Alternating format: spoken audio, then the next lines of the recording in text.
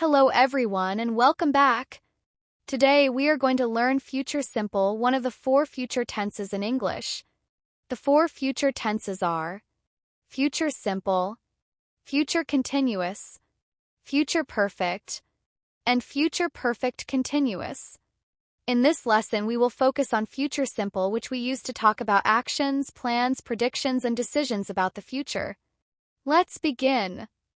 The lesson will be spoken in English, and Thai translations are provided to help you follow along. You can also turn on closed captions or CC to read the English subtitles. Future simple is used to talk about actions or events that will happen in the future. The basic structure is subject plus will plus base verb. For example, I will study tomorrow. She will buy a new phone. For negative sentences we use subject plus will not or won't plus base verb. For example, they won't come to the party. For questions we use will plus subject plus base verb. For example, will you help me? And the answer can be yes, I will, or no, I won't. We often use future simple for predictions, decisions made at the moment of speaking, promises, offers, and requests.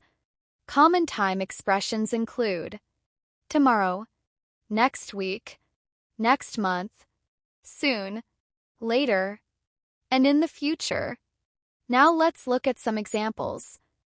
Let's read some future simple examples together. Number 1. I will get up early tomorrow.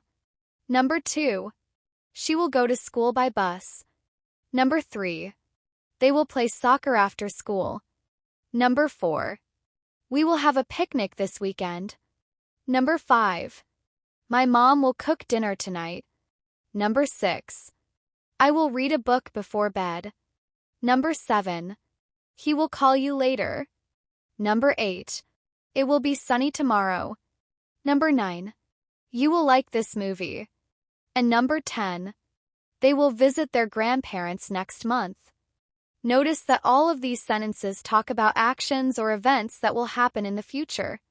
That's why we use the future simple tense. Excellent work!